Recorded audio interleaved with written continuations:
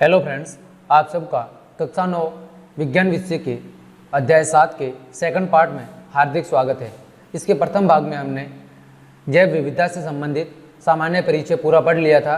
तो अगर आपने वो क्लास नहीं देखी है तो उसकी लिंक वीडियो के डिस्क्रिप्शन में है, वहाँ जाकर आप उस क्लासेस को देख सकते हैं। आज की इस क्लास में हम जीव जगत के वर्गीकरण के अंतर्गत मोनेरा, प्रोटिस्टा, फंजाई, प्लांटी और एनिमेलिया वर्ग की बात करेंगे कि ये क्या होते हैं और इनकी विशेषताएं क्या होती है। तो चलिए हम क्लास शुरू करते हैं। देखें, हमने पिछली क्लास में इस चार्ट की चर्चा कर ली थी कि जीवधारियों का वर्गीकरण किस आधार पर किया गया है, तो जिसमें हमने इन पांचों वर्गों के बारे में सामान्य जानकारी प्राप्त कर ली थी कि जीवधारियों को मुख्यतः 5 वर्गों में बांटा गया है, जिसमें मोनेरा, प्रोटिस्टा, फिर प्लांटी, फंजाई और एनिमेलिया। इन पांचों का अब हम बारी बारी से अध्ययन करते हैं। सबसे पहले हम बात कर रहे हैं कि प्रोकैरियोटिक और यूकैरियोटिक कोशिकाएं क्या होती है, ताकि बार बार इन शब्दों का जब आगे यूज होगा तो आपको बार बार कन्फ्यूजन ना हो। तो हमने 2 सारणी बनाई है, जिसमें एक भाग में हमने लिखा है प्रोकैरियोटिक कोशिका और दूसरा यूकैरियोटिक कोशिका।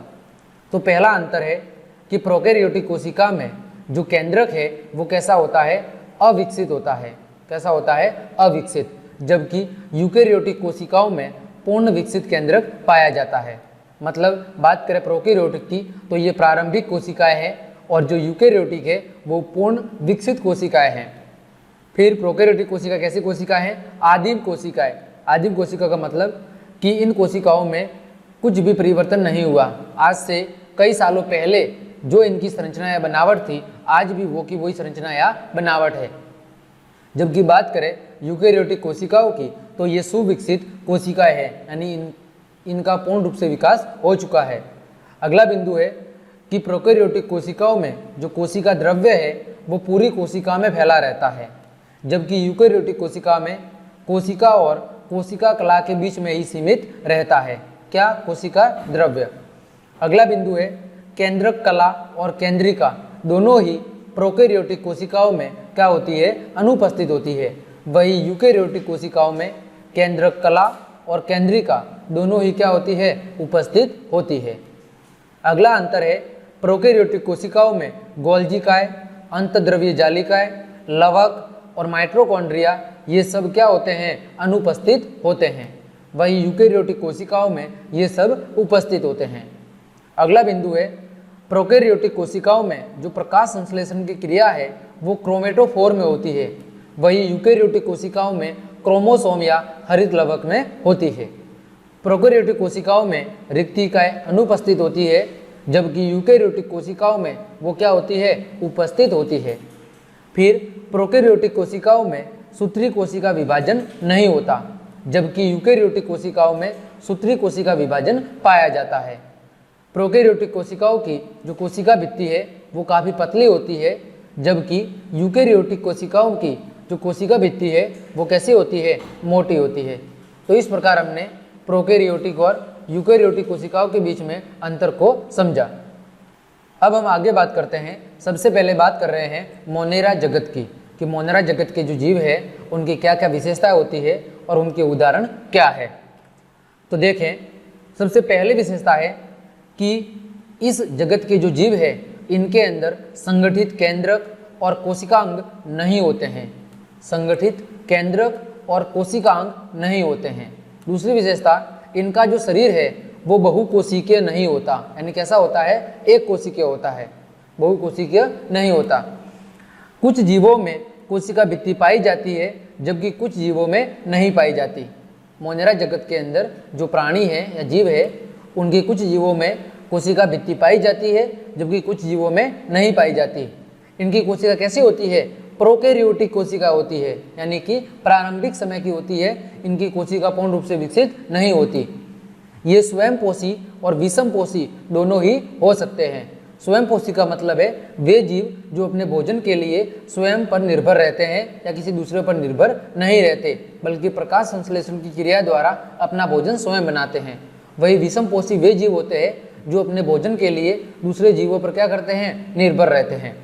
अगर हम बात करें उदाहरण की तो जीवाणु, नीलहरित शैवाल, साइनोबैक्टीरिया, माइकोप्लाज्मा, ये सारे मोनेरा जगत के उदाहरण हैं। जैसा आपको चित्र में दिख रहा होगा, ये बैक्टीरिया है और ये एनाबीना है। ये कुछ जीव है जो मोनेरा जगत के अंतर्गत आते हैं। आगे बात करते हैं हम प्रोटिस्टा जगत की। तो इनकी विशेषता क्या है? इस जगत के सभी जीव कैसे होते हैं? एक कोशिकीय होते हैं और साथ ही कैसे होते हैं? यूकेरियोटिक होते हैं। देखो अंतर क्या है, मोनेरा में एक कोशिकीय थे और प्रोकैरियोटिक थे।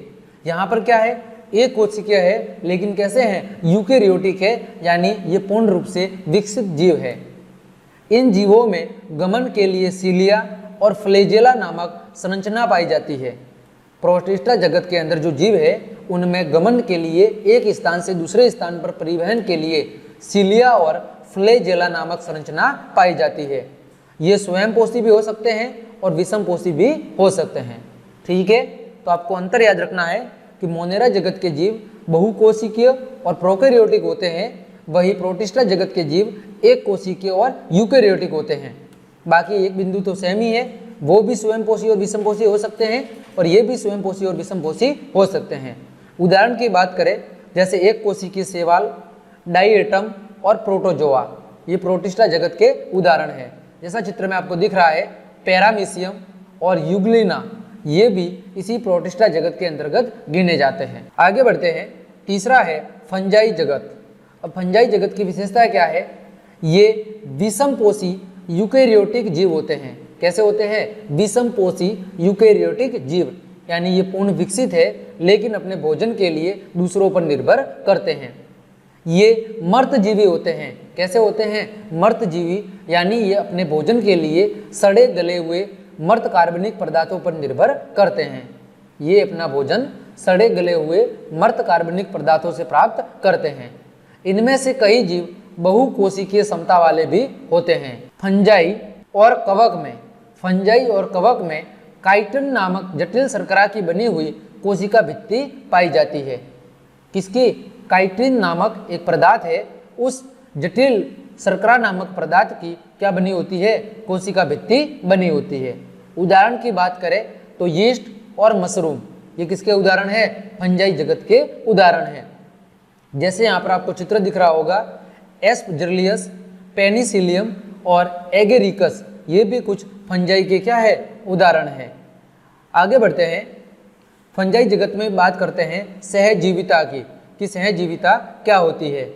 तो कवकों या फंजाई की कुछ प्रजातियां नील हरित शैवाल या साइनोबैक्टीरिया के साथ स्थायी अंतर संबंध बनाती है, इसे सहजीविता कहते हैं।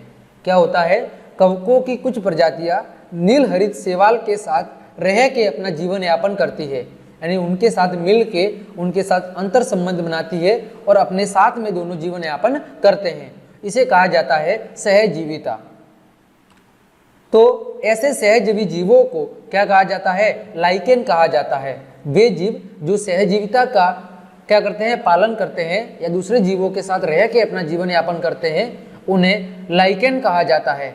ये लाइकेन अक्सर पेड़ों की छालों पर रंगीन धब्बों के रूप में दिखाई देते हैं। जैसा आपको चित्र में दिख रहा होगा, आपने पेड़ के ऊपर हरी परत या ये गुलाबी रंग की परत निश्चित रूप से देखी होगी, तो ये लाइकेन ही है।